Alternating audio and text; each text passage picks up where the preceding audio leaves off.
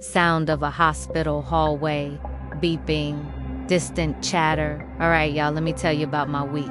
My name is Keith. I'm a CNA and I love my job. But listen, the one thing I look forward to every single day is my lunch. I'm talking my mama's fried chicken, my special 7-cheese mac and cheese, my collard greens with the smoked turkey. My lunch is a spiritual experience, okay? But for the past 2 weeks, it's been disappearing. Gone. Vanished from the break room fridge. At first, I thought, okay, maybe a mistake. The second time, alright, who's playing? By the 5th time, my Tupperware went missing in action. I knew there was a lunch bandit on the loose at Sacred Heart, and I was gonna turn into the FBI, the CIA, and Judge Judy all rolled into one to find them. So, I set a trap. I made my most beautiful plate yet. The chicken was glistening. The mac was practically singing a gospel hymn. But this time, I put a little note on it. It said, "Smile, you're on candid camera," and I hid my phone in the tissue box, recording everything. I waited, and then at 12:35 p.m., it happened. The fridge door creaks open, and who do I see? Casey, aka Biggie Small Shoes, leaning. Big fat cheeky Casey off the 3rd floor. She looks left, she looks right, like a meerkat on high alert. Then she snatches my lunch, shoves it in her giant tote bag, and waddles out like she just won the lottery. Oh, I was livid. But you know what? Getting mad is for amateurs. I wanted revenge. Sweet, sweet, petty revenge. So, the next day, I packed a very special lunch. It looked like my usual deliciousness, but the chicken, it was seasoned with the spiciest ghost pepper extract known to man.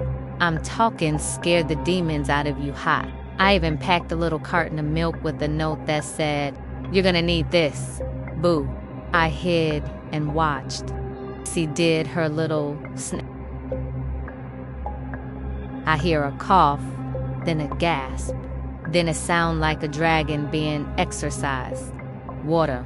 Oh my God, water. I just sipped my sweet tea and chuckled. That's for my mama's chicken, KC. But y'all, I underestimated her. I thought that would be the end of it. I was wrong. So wrong.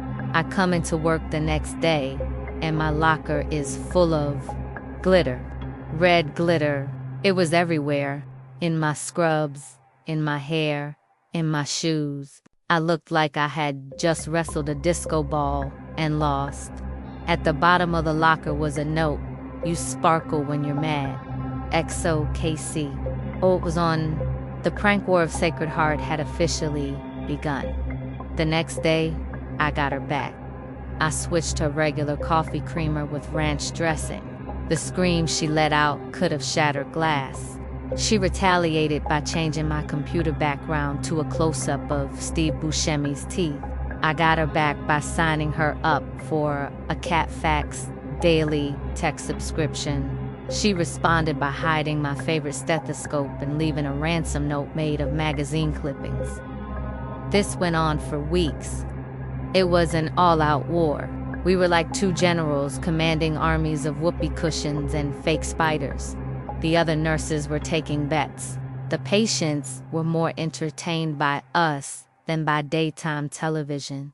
It all came to a head last Friday. I walk into the break room, ready for the final showdown.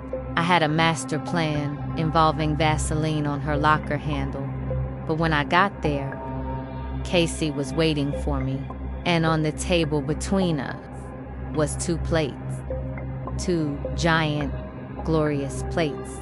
It was my lunch, my mama's fried chicken, the 7-cheese mac, the greens. She had made my lunch. For both of us, I just stood there, confused.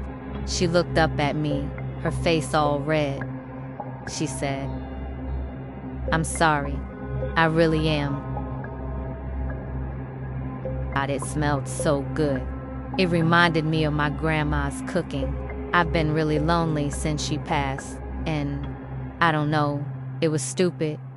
And right then, the whole prank war felt silly. I looked at her, and I looked at the plate of food she made for me, and I just sat down. Did you use smoked turkey in these greens? I asked. She nodded nervously. And a little bit of paprika, like you told Cheryl you do. I took a bite, and y'all, it was almost as good as my mama's. Almost. So yeah, that's how my lunch bandit became my lunch buddy. Turns out, sometimes the best way to end a war is to just share a plate of mac and cheese. But don't get it twisted, if she ever touches my last piece of chicken, I've still got that ghost pepper on standby.